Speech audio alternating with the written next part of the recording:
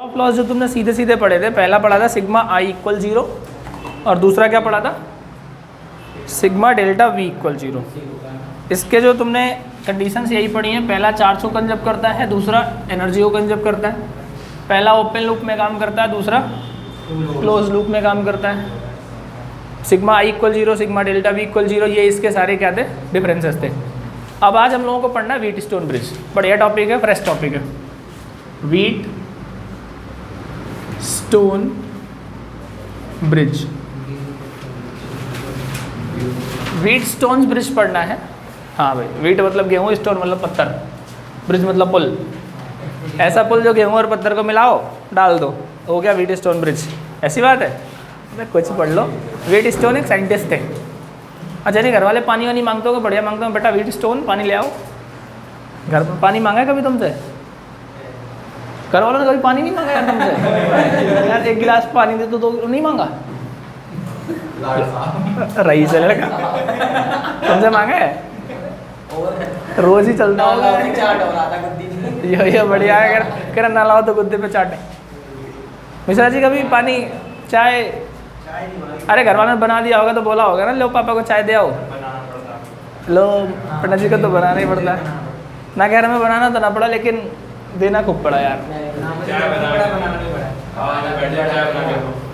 चल बनानी यार। आज तक एक बार चाय बनाई थी, वो नीचे गिर गई, उसके बाद चाय नहीं बनी। लक्ष्य कह ना मेरे से पूछो, घर वाले गेहूँ काटने जाते थे, मैं पानी लेके जाता था खेतों में। ऐसी बात थी। कोई नहीं, ये तो चलता है यार। तो व्हीट स्टोन ब्रिज प्रिंसिपल क्या कहता है? सबसे पहली बात, ये 4 रेजिस्टेंसेस का अरेंजमेंट है। 4 रेजिस्टेंसेस का अरेंजमेंट है जिसमें हम अननोन रेजिस्टेंस फाइंड आउट करते हैं। 4 रेजिस्टेंसेस को एक क्वाड्रिलेटरल की फॉर्म दी जाती है। आप स्पेसिफिक नेम पैरेललोग्राम कह सकते हो, कुछ भी कह सकते हो, लेकिन क्वाड्रिलेटरल बोलो। क्वाड्रिलेटरल की फॉर्म दी जाती है 4 रेजिस्टेंसेस को, जिनमें 3 नोन होते हैं, 1 अननोन होता है। 3 नोन होते हैं, 1 अननोन होता है। उस अननोन रेजिस्टेंस को हम व्हीट स्टोन ब्रिज की हेल्प से हम फाइंड आउट करते हैं। लिख लो फटाफट। It is the arrangement of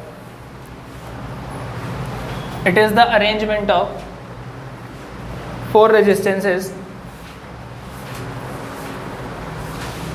in which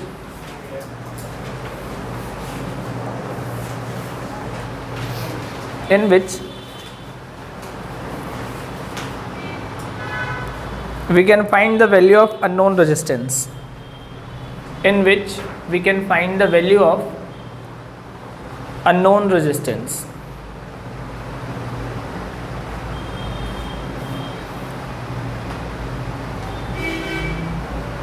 अब ध्यान से समझो, यहाँ पे 4 रेजिस्टेंसेस एक क्वाड्रिलेटरल की फॉर्म बनाई जाती है। ये देखो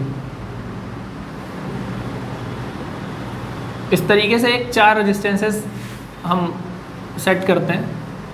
क्वाड्रिलेटरल का नाम दे दो A, B, C और D, नाम दे दिया। इनके 4 रेजिस्टेंसेस के नाम दे दो, कुछ भी नाम दे दो, P, Q, R, S।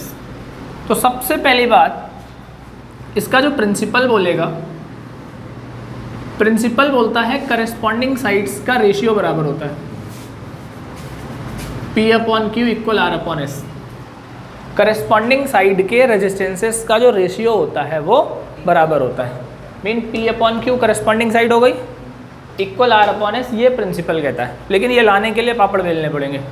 आएगा कैसे भाई? होता थोड़ी ये लाना पड़ता है। तुमने तो यार पानी भी नहीं दिया यार। चलो, P/Q इक्वल R/S आएगा कैसे, उसे समझो। इसकी कंस्ट्रक्शन को पढ़ने के लिए सबसे पहले एक डायगोनल लेते हैं AC। ये दिख रहा है, इसमें एक सेल लगाते हैं और एक की लगाते हैं। ठीक है, लग गई। एक सेल लगाया और एक की लगाया। इस की का नाम दे दिया K1, सेल का नाम दे दिया सेल। दूसरे डायगोनल में एक दूसरी की K2 लगाते हैं और गैल्वेनोमीटर G लगाते हैं। डायग्राम सेट समझ में आ गया? यहाँ तक कोई समस्या किसी को? गर्मी ज़्यादा है आज। आया समझ नहीं आया पहले बताओ। एक क्वाड्रिलेटरल ABCD लिया, आपको लिखना क्या होगा कंस्ट्रक्शन में? एक क्वाड्रिलेटरल ABCD लिया जिसके 4 रेजिस्टेंसेस को 4 साइड्स को 4 रेजिस्टेंसेस P, Q, R और S से डिनोट कर दिया। एक डायगोनल AC को एक सेल और एक की K1 से कनेक्ट कर दिया। दूसरे डायगोनल BD को एक की K2 और एक गैल्वेनोमीटर से कनेक्ट कर दिया।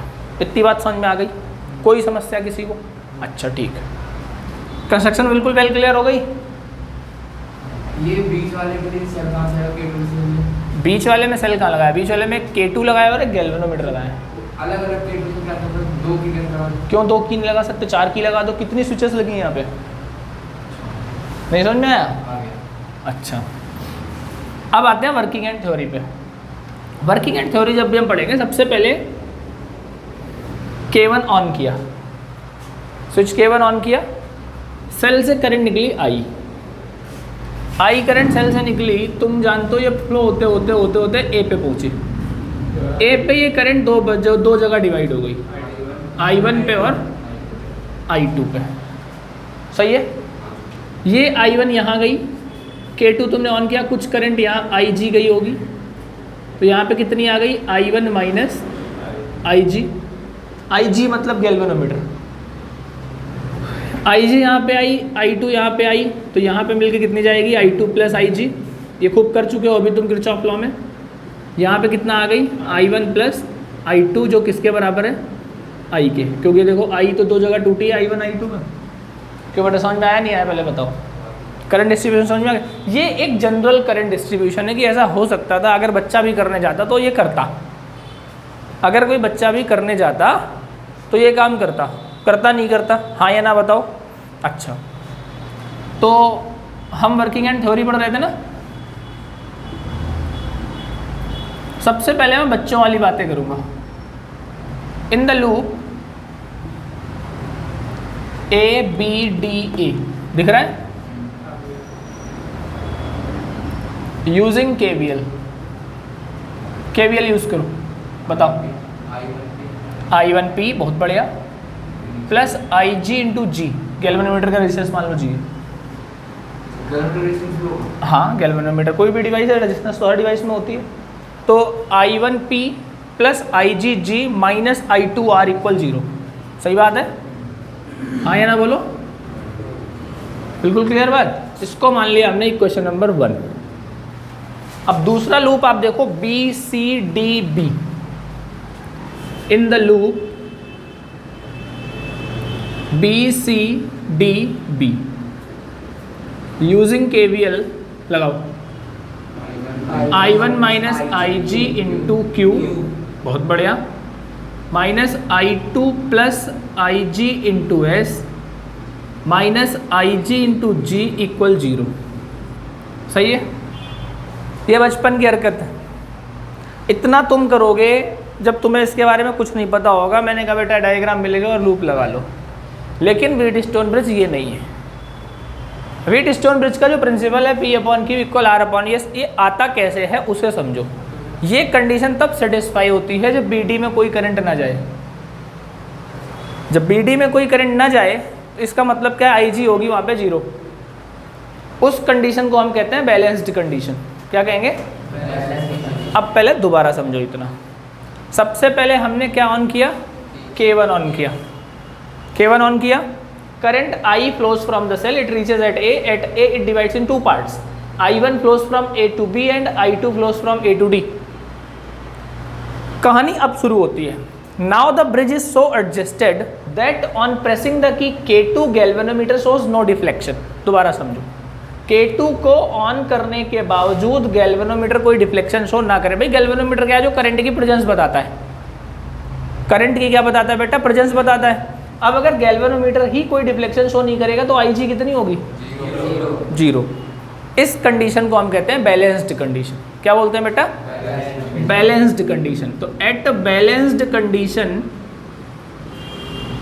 अगर मैं बैलेंस्ड कंडीशन की बात करूं तो IG कितना होना चाहिए? 0 होना चाहिए। नहीं होना चाहिए यार? मुंह बता रहे नहीं होना चाहिए, पक्का होना चाहिए। तो बैलेंस्ड कंडीशन में IG कितना होगा? 0। तो पूरी की पूरी I1 B से C में फ्लो होगी और I2 D से C में फ्लो होगी। भाई इसमें तो करंट ही नहीं जाएगी ना। तो अगर बैलेंस्ड कंडीशन में IG 0 है तो फ्रॉम फर्स्ट देखो IG 0 करो। I1P minus I two R equal 0, तो आई वन पी इक्वल क्या आ गया, आई टू आर आ गया फ्रॉम सेकेंड देखो कहाँ ये है, I one minus 0 into Q minus I two plus 0 into S minus 0 into I G equal 0। तो यहाँ से क्या आ गया, I one Q minus I two S equal 0, तो आई वन क्यू इक्वल क्या आ गया, I two S. Equation number 4। 3 और 4 को डिवाइड कर लो, 3 का है ये, I one P upon I one Q equal I two R upon I two S. I one से आई वन कैंसिल हो गया, आई टू से आई टू कैंसिल हो गया, तो P upon Q equal R upon S आ गया। नहीं आया समझ? बैलेंस कंडीशन में कब, जब इस वाले सर्किट में करंट नहीं जाएगी तो करस्पॉन्डिंग साइड का रेशियो बराबर होता है। ये कहता है व्हीटस्टोन ब्रिज प्रिंसिपल। क्या कहता है व्हीटस्टोन ब्रिज प्रिंसिपल? कि अगर डायगोनल में करंट नहीं आ रही है तो करस्पॉन्डिंग साइड्स का रेशियो रेजिस्टेंसेस का क्या होता है, इक्वल होता है। उस सिचुएशन में हम बीच वाले रेजिस्टेंस को नेग्लेक्ट कर सकते हैं क्योंकि वहाँ पे करंट नहीं जाएगी। तब आता है P upon Q equal R upon S. ठीक है क्या, R upon S. Wheatstone bridge clear हो गया? एक आधे क्वेश्चन से इसको और ठीक से देखो। 2 क्वेश्चन मैं अभी बोर्ड में लिख रहा हूँ, उन क्वेश्चन से इनको देखोगे तो मैं व्हीटस्टोन ब्रिज का कॉन्सेप्ट क्लियर होगा कि न्यूमेरिकल में अप्लाई कैसे करते हैं। बहुत ध्यान से समझना। मान लो मैंने लिख दिया find the resistance between A and B। A और B के बीच में आपको रेजिस्टेंस चाहिए, सीधा सीधा। 2 क्वेश्चन करे जाएंगे इसके। A ये है, B ये है। एक वायर में आपने यहाँ पे लगाया है,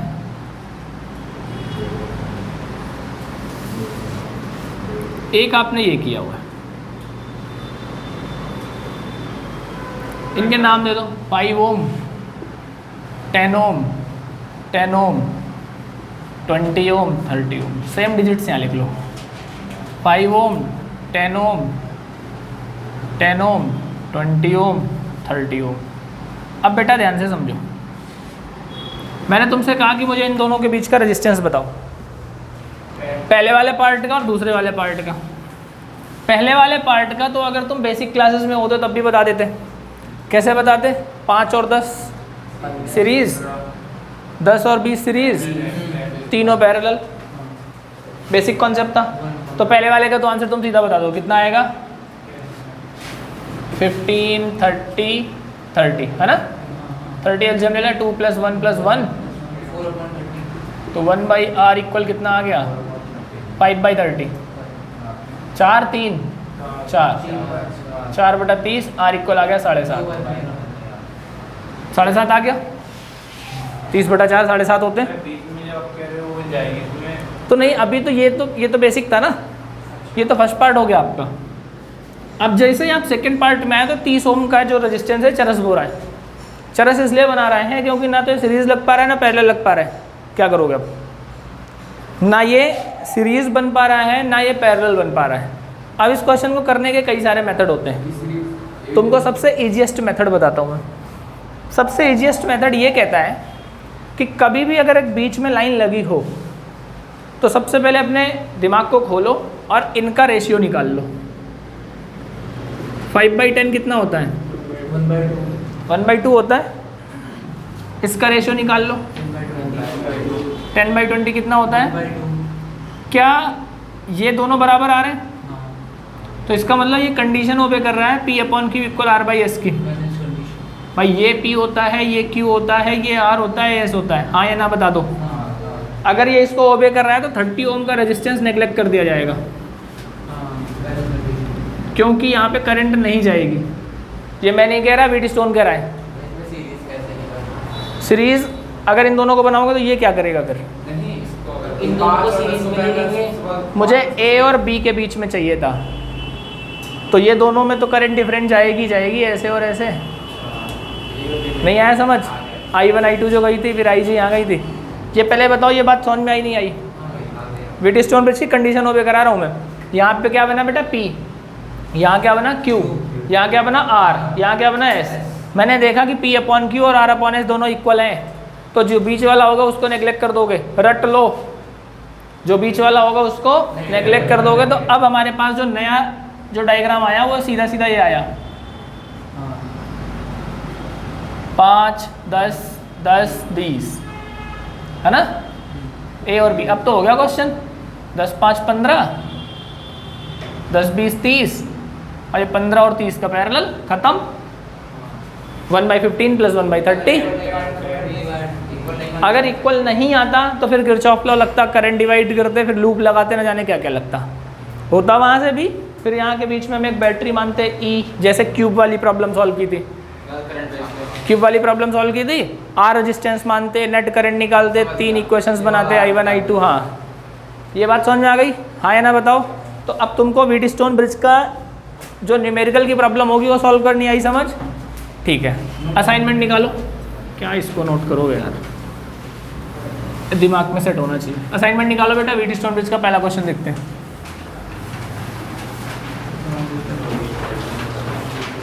एक असाइनमेंट मुझे दो। व्हीटस्टोन ब्रिज पहला क्वेश्चन देखो, 6। Calculate the current drawn from the battery by the network of resistors shown in figure. पहला क्वेश्चन है पेज नंबर 6 में।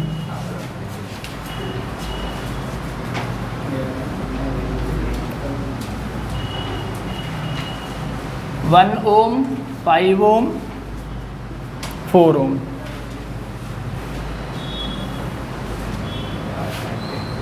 टू ओम,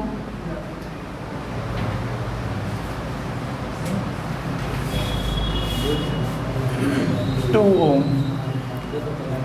इनके नाम दे दो। A, ये क्या लिखा हुआ है, B, ये क्या लिखा हुआ है, D, ये क्या लिखा हुआ है, C। यहाँ से एक बैटरी कनेक्टेड है 4 वोल्ट की। ये क्वेश्चन है हमारे पास, क्वेश्चन यही है। ऐसा क्वेश्चन आ गया, दिमाग ही कहानी करता है यार, करना क्या है। क्वेश्चन तो अच्छा लग रहा है यार, देखने में भी बढ़िया लग रहा है, लेकिन आधों को तो सवाल गलत लगता है। अच्छा, ऐसी कंडीशन जब भी आ जाए तो पहले ये तुम सोचो, अगर करंट यहाँ से चली होगी तो यहाँ 2 जगह डिवाइड हुई होगी, वो करंट यहाँ भी डिवाइड हुई होगी, वो करंट यहाँ भी डिवाइड हुई होगी, वो करंट यहाँ भी डिवाइड होगी, बहुत कुछ है। तो थोड़ा सा अपने हिसाब से काम करते हैं, ऐसे डायग्राम को रीशेप देते हैं। अगर मैं रीशेप देने की कोशिश करूँ तो ऐसा डायग्राम रीशेप जाता कैसे? ए ये हमारे पास, अपने आप में ही एक कंडीशन इमेजिन करनी है आपको ऐसी वाली। इसे कहोगे तो मैं एक्सप्लेन कर दूंगा, नहीं कहोगे तो करने की जरूरत वैसे नहीं पड़नी चाहिए। ये तुम्हारे दिमाग में एक डायग्राम रीशेप होना चाहिए। ये रीशेप कर लिया, A, B, C और D। अब जैसा जैसा वहाँ लिखा है वैसा वैसा मार्क करो। A और B के बीच में कितना रेजिस्टेंस है? 1 ओम का। B और C के बीच में बताओ। B और C के बीच में 2 ओम का। C और D के बीच में बताओ। A और D के बीच में बताओ। 2 ओम का। B और D के बीच में बताओ 5 ओम का। बैटरी कितने की है? 4 अब डायग्राम कुछ समझ में आया? रीशेप डायग्राम समझ में आ गया? कभी भी डायग्राम तुम्हारे पास ऐसा होता है, वैसे ऐसा मैंने कैपेसिटर में समझाया था, कुछ कैपेसिटर में हल्का सा समझाया था, लेकिन दोबारा यहाँ समझो। कभी भी तुम्हारे पास इस टाइप का हो कि एक ऊपर से जा रहा है एक नीचे से जा रहा है, तो दिमाग में क्वाड्रिलेटरल वाली शेप आनी चाहिए। सीक्वेंस में तुमको देना है ABCD। अब जो यहाँ पे होता है वो यहाँ लगेगा, जो यहाँ होता है वो यहाँ लगेगा, जो इधर नीचे होता है वो इधर नीचे लगेगा, और जो यहाँ होता है वो यहाँ लगेगा, और जो बीच में होता है वो इधर लगेगा। वैसे तो तुम्हारे नाम से क्लियर होगा। अगर तो उसने नाम दे दिए तो सवाल इजी कर दिया, और अगर नाम नहीं देगा तो तुमको समझना है कि ऊपर वाला इधर जाएगा, नीचे वाला इधर आएगा। नाम दे के अगर करोगे तो गलत कर बैठोगे, क्योंकि तुम C यहाँ दोगे और D यहाँ दोगे।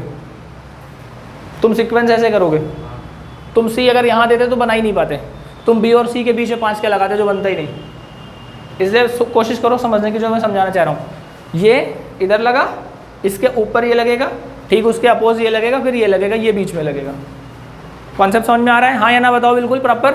अगर कॉन्सेप्ट समझ में आ रहा है तो अब इसको देखो, क्या ये कुछ व्हीटस्टोन ब्रिज जैसा लग रहा है? अच्छा ऐसा लग रहा है, लेकिन अभी इसका प्रिंसिपल ओबे कर रहा है या नहीं पता नहीं, तो इसका प्रिंसिपल ओबे कराते हैं। 1/2 बराबर 2/4, नहीं बटा मम्मी पापा का प्यार। अच्छा तो ये व्हीटस्टोन ब्रिज ओबे करेगा। P/Q equal R/S। 5 ओम का रेजिस्टेंस क्या कर देंगे? नेग्लेक्ट कर दोगे। चलो नेट रेजिस्टेंस निकालो, फिर भी इक्वल IR लगाओ।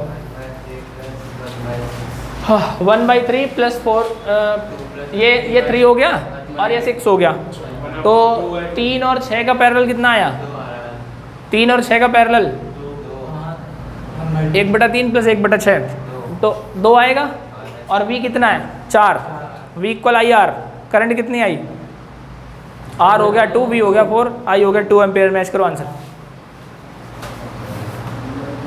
मजा आ गया? अरे सेट आ गया समझ भाई।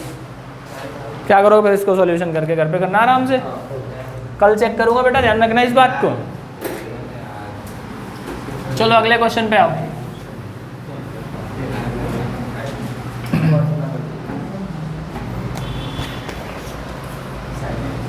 नेक्स्ट क्वेश्चन देखिए, इजी क्वेश्चन है यार ये तो।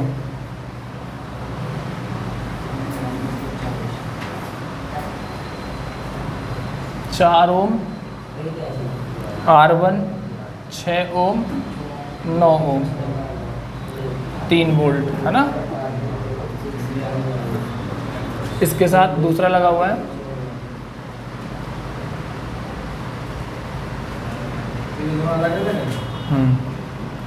सेम क्वेश्चन के लिए 2 डायग्राम।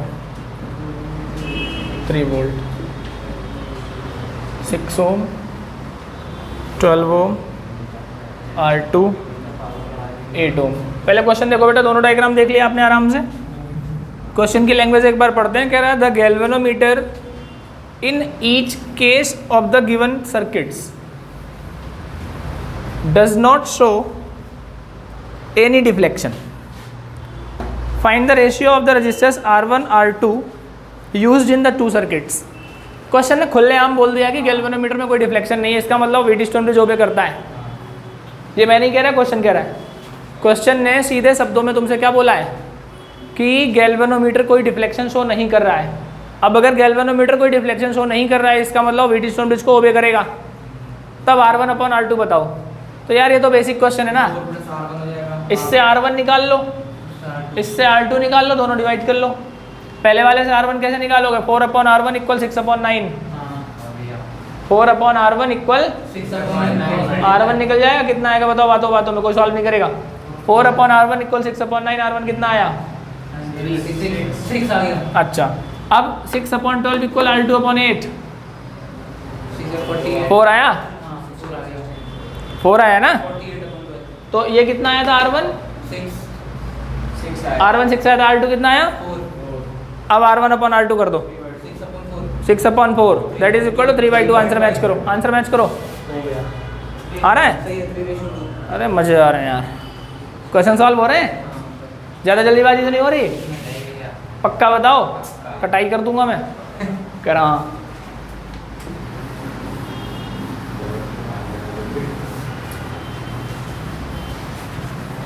चलो अगले क्वेश्चन पे आओ।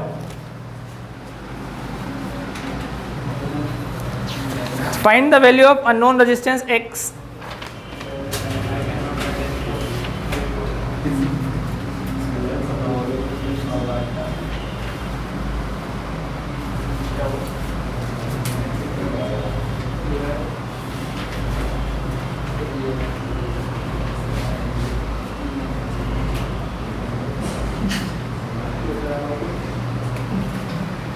क्या हुआ भाई? कुछ मुझे ही बता दोगे ना यार ये तो।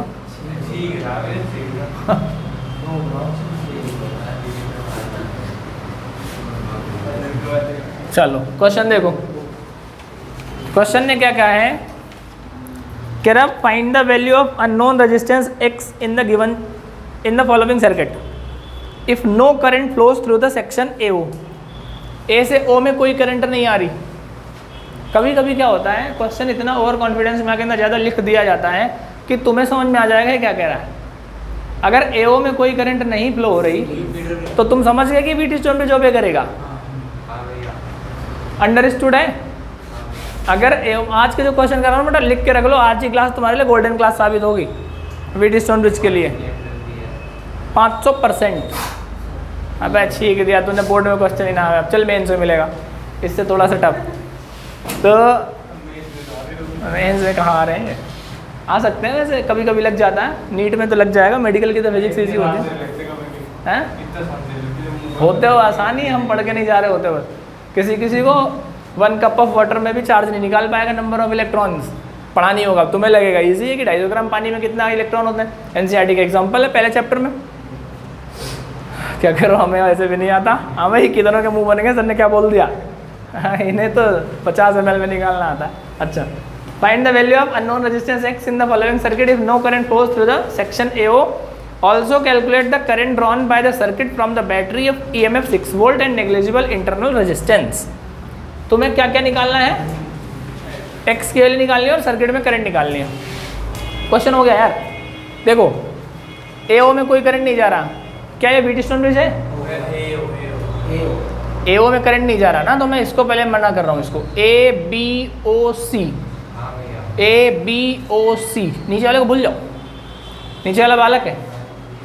ए बी ओ सी में चेक करो कि यार अगर एओ में करंट नहीं जा रहा तो मुझे सर ने बताया है 2/4 = 3/x। बहुत मारो 2/4 इक्वल तो x कितना आया? 6 आ गया। कह रहा अगर x आ रहा होता तो मैं y थोड़ी पटाता। चलो 2/4 = 3/x। x कितना आ गया? आंसर आ गया। अब मुझे चाहिए सर्किट में करंट। एक आंसर तो आ गया, हाँ या ना बताओ, भागम भाग तो नहीं हो रही? पक्का? चलो x के लिए कितनी आ गई भाई? 6।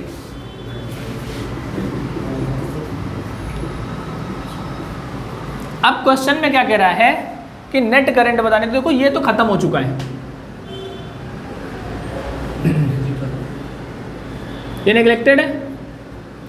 अगर ये नेग्लेक्टेड है तो कुछ ऐसा रहा होगा।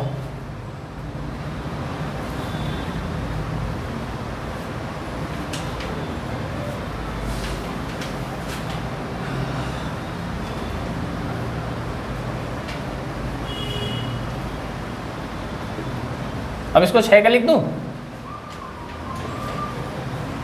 ये कितना है? 6 वोल्ट। ये कितना है? 2.4 ओम। हो गया यार क्वेश्चन। नेट रेजिस्टेंस निकालो ना। 4 तो कितने होते हैं? 6 और 3 कितने होते हैं? 9। 6 और 9 कैसे जुड़े हुए हैं? पैरेलल। 1/6 + 1/9 कितना आया? 9 + 6/9। तो R डैश कितना आ गया? 3.6। अब ये 3.6 2.4 के साथ सीरीज जुड़ेगा। नेट रेजिस्टेंस निकालना तो आता है, बेसिक क्लास में पढ़ गया, थोड़ी सिखाऊंगा मिटा के यार। तो R इक्विवेलेंट कितना आया? 3.6 + 2.4 कितना आया? 6 ओम। V कितना दे रखा है? 6 वोल्ट। I कितना आ गया? खत्म। आ गया सवाल समझ? पक्की बात? नहीं आया? 2.4 ऊपर तो निकाला। अरे यार ये पूरा हटेगा तो इसके साथ सीरीज ही तो लग जाएगा। 2.4 के साथ कैसे लग जाएगा? देखो इतना पूरा हटा होगा। अब ये कितने का था? 3.6 का। अब वो 3.6 का इसके साथ लग गया। अब ये कैसे जुड़े हुए हैं? 3.6 और 2.4 सीरीज नहीं जुड़े। तो नेट आंसर आ गया आपका? पक्का बताओ? क्लियर? तो इस तरीके से हम व्हीटस्टोन ब्रिज के क्वेश्चन सॉल्व करेंगे। अगले क्वेश्चन पे आओ। थर्ड कर लिया आपने। देखो फोर्थ रेजिस्टेंस है। फिफ्थ क्वेश्चन देखो। फिफ्थ में क्या करना है आपको? 100 और R का पहले पैरेलल निकाल लो। पांचवें क्वेश्चन में 100 और R का तुमने क्या निकाल लिया? पैरेलल निकाल लिया। फिर P/Q = R/S लगा दिया, वहाँ से R आ जाएगा। भाई 100 के साथ उसने R पैरेलल कनेक्ट कर दिया है ना, तो 100 के साथ अगर उसने R पैरेलल कनेक्ट कर दिया तो R और 100 का तुमने पैरेलल कॉम्बिनेशन कर दिया सॉल्व। उसके बाद जो आया फिर P/Q = R/S लगा दिया। कोई दिक्कत? छठा क्वेश्चन करें, लास्ट बचा हुआ, इसे भी निपटा ही देते हैं। चलो 6 क्वेश्चन देखो, बढ़िया जा रहे हो यार, व्हीटस्टोन ब्रिज पूरा समझ में आ रहा है, एक एक कॉन्सेप्ट समझ में आ रहा है, नहीं आ रहा? कह रहा है in the following circuit the current through the resistor R equal 2 ohm is I amperes, find the value of I. I की वैल्यू चाहिए हमें, सब दे रखा है।